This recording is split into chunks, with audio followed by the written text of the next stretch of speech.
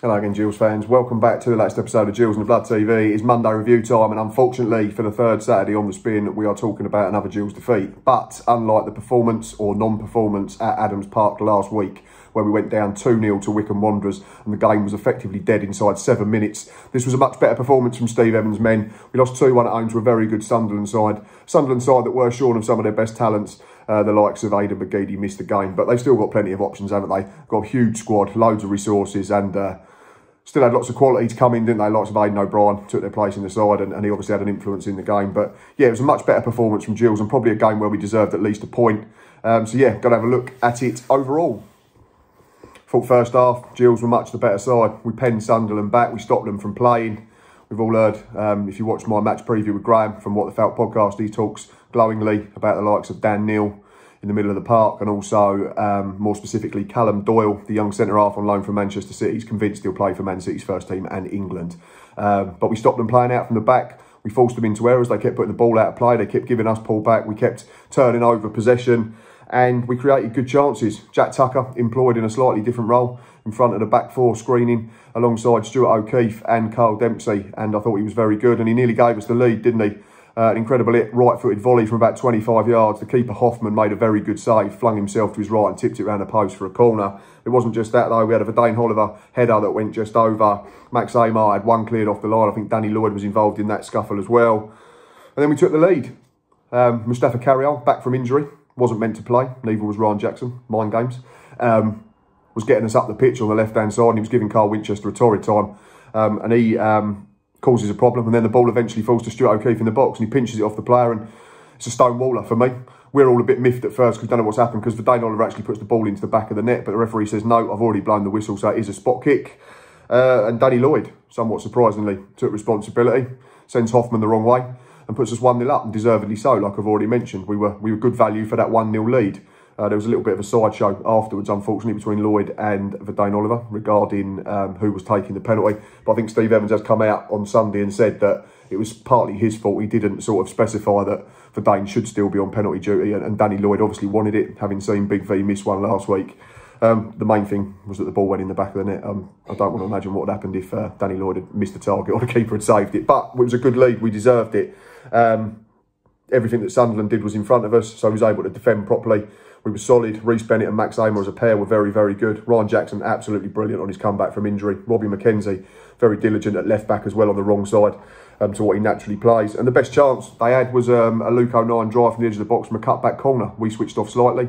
But aside from that, like I say, it was long-range efforts, and Jamie Cumming was having a fairly routine afternoon. And then, unfortunately, we switched off. I'm not sure whether it's Max Amar at fault or whether he should get a call from someone behind him, maybe Ryan Jackson. But Aidan O'Brien steals a march on him and manages to score from close range from a very good Dan Neil delivery. And all the hard work that we'd done, unfortunately, unravelled in injury time. Second half, though, we started bright again. We was very good. We come out of the traps pretty quickly. Plenty of throw-ins, plenty of set pieces and good balls into their box. And Verdane Oliver tried his luck with an overhead kick from about 12-15 yards. It was straight down Hoffman's throat, but he made another routine save. Then Sunderland took the lead. And unfortunately, from our point of view, it's a carbon copy. It's a ball from the right-hand side, diagonal to the back post. And unfortunately for Ryan Jackson, he was very good. It was a mismatch with Tom Flanagan, who's about 6-8 inches taller than him, I think. And it's a great header from Tom Flanagan. You've got to give him credit. He's brave. I think he collides with a post afterward and needed treatment. Then came the red card. I mean, and credit to Sunderland, they probably had their best spell for 10-15 minutes between the goal and the dismissal of Elliot Embleton.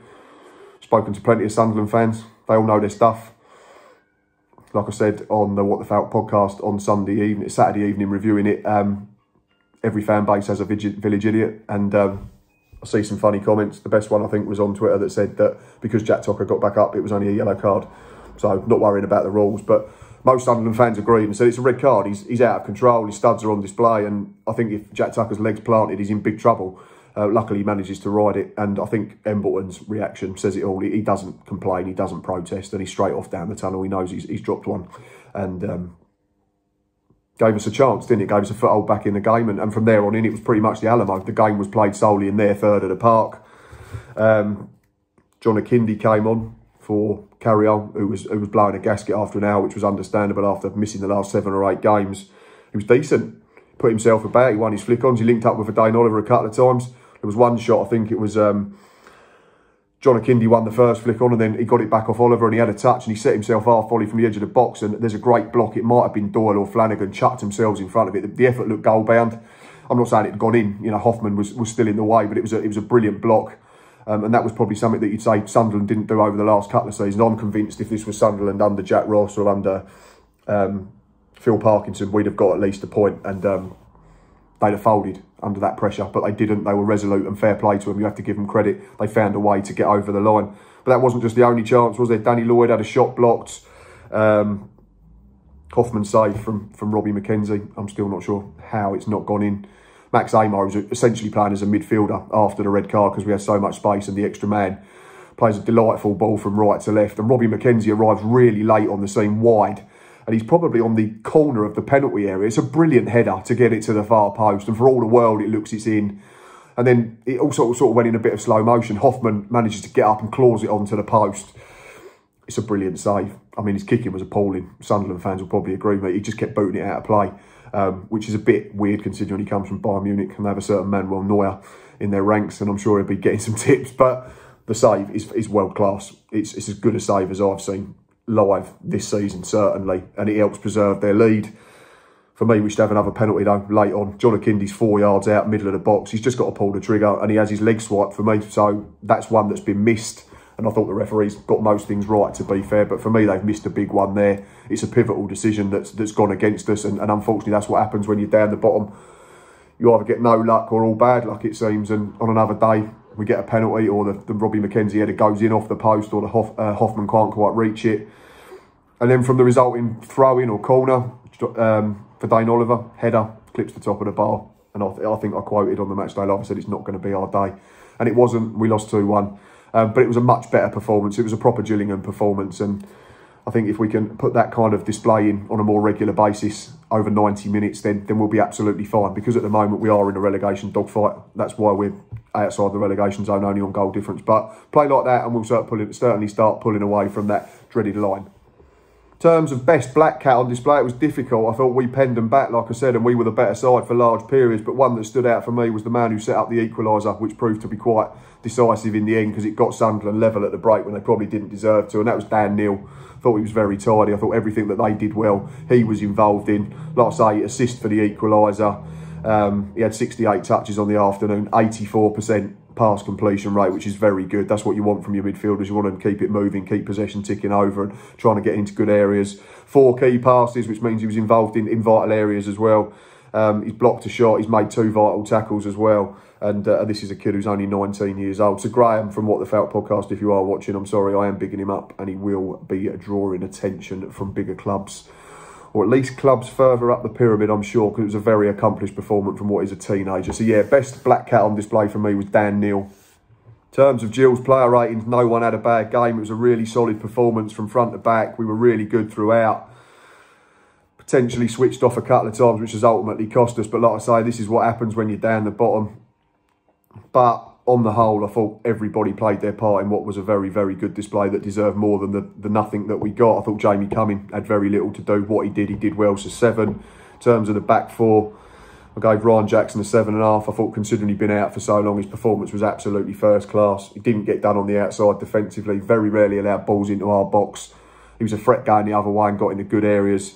So I gave him a 7.5. The rest, Max Amar, Reece Bennett and Robbie McKenzie, all solid 7s. Middle of the park, I gave Carl Dempsey and Stuart O'Keefe 7.5. I thought Carl Dempsey, although stuff didn't come off all the time, he constantly wanted the ball. He was constantly showing for it and constantly trying to make things happen, whether that was driving us forward, running with it, or trying to give it to players in better areas. Stuart O'Keefe was back to his best, big contender for man of the match.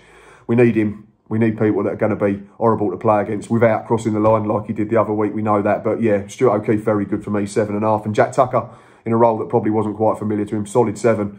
Thought he did very little wrong, could have scored, and generally was very, very good. In terms of the front 3, I gave Danny Lloyd a 7.5. He was busy all afternoon, works hard both ways, doesn't he? Constantly causes problems with his movement and his willingness to try and make things happen, and scored the goal. For Dane Oliver and Mustafa Carriel, solid 7s. Just a shame that Carriel couldn't last a bit longer, because I'd imagine he'd have probably caused havoc if he'd been able to play against 10 men. There'd have been a bit more space for him, but we need him and we need Ryan Jackson back and playing regularly, because they made us a completely different side. There was more dynamism, there was more pace, there was more outlet. There was more ability to get us into dangerous areas and get us up the park quicker. In terms of the substitutes, I didn't give a rating to Charlie Kelman or Gerald Totole, so that was 2 not applicables. And John Kindi, I thought, was solid. He made an impact when he came on. He was a 7 for me. He's unlucky not to score, and he should win us a penalty if the referee sees it. So that's my Gillingham match ratings. In terms of Gills' man of the match, it was a tricky one. Like I say, I had 3 7.5s. That was Ryan Jackson, Carl Dempsey, 4 7.5, Stuart O'Keefe and Danny Lloyd. But based purely on the fact that he hasn't played for so long. He's up against one of the best attacking units in the division, even if you take out Aidan McGeady. Aidan O'Brien comes in, who's, you know, championship level, played for Millwall plenty of times. He's an international. Thought he was absolutely spot on, Jacko. His pace gets him out of trouble if he's ever so slightly out of position, but he wasn't really Saturday afternoon. Got through 90 minutes, which I didn't think he would do. Like I say, gives us pace, he gives us an outlet on that right-hand side, he gets us over the halfway line. He's completely different right back to the other 2 people that have played there this season, the other 3, sorry, Harvey Lintop, the youngster, Reece Bennett, who's a centre-half by trade, and Robbie McKenzie, who's more defensively minded. 82% pass completion from Ryan Jackson, 4 key passes, 66% of his ground duels ones, that's 2 of every 3. Made 2 interceptions and 38% cross success, so he's getting good delivery into the box, which is what Verdane Oliver will ultimately thrive on if we can keep Jacko and Muzzy Carriel fit. So for me, Gills' man of the match, Ryan Jackson. Right, just quickly, before I do finish up, we do have a game Tuesday night, and it is massive. It is a relegation 6-pointer, if you're going to label it. It's us against Doncaster. We currently sit 20th. They sit 24th at the bottom of the table. Just a brief overview of Richie Wellens' men at the moment. They lost at the weekend at home to Wickham by 2-0. Out of the last 6, they've got 2 wins and 4 defeats. So they're very in and out, very inconsistent. Away from home, they're appalling. I just hope that doesn't come back and bite me on the arse. They've lost all 6 on the road in League One this season. They've scored twice in them games. They've conceded 15. And in their last away game, they went to Portman Road and got absolutely walloped 6-0 by Ipswich. They've got some good players. They're not the side that they have been in the last few seasons. I mean, last year at Christmas, everyone was tipping them to be potentially going up in the top 2, and then the wheels fell off. Darren Moore left, Ben Whiteman left. It's not the same team. They're lacking attacking threats at the moment. Is there a good time to play them? You'd have to say this is it. But they're probably thinking they're going to come to Gills, and this is their best opportunity to pick up points away from home for the first time in 21-22. But I'm confident if Gills put in the performance levels and we can get as close to that same 11 out on the pitch from the start, then if we do everything correct and play to the best of our ability, we'll have enough. I'm going to go for final score of Gillingham 2, Doncaster Rovers 0. Right, that is it from me. I hope you've enjoyed this Monday review as much as possible when you have to listen to me talk about yet another defeat. If you are trying to lose weight and want to play football with like-minded individuals, then you can check out Man v Fat Football. And if you use the code Gills in the Blood and sign up at the Gillingham site, you will get your subscription for just £1, which is a saving of about 10 quid. Like I've said on previous videos, Gravesend will be opening soon, but Chatham, I think, has been closed at the moment. So keep checking the website, Man vs Fat, and you can find out everything that you need to know on there. Right, myself and hopefully Boz, if he returns to fitness and can shake off man flu, will be back Tuesday evening with a match day live when we play Doncaster Rovers in what is essentially a relegation battle at the moment after 13 games from the Gills, and I think it's 11 or 12 for Richie Wellens, Doncaster. But until next time, I hope your Monday's not been too stressful, and up the Gills.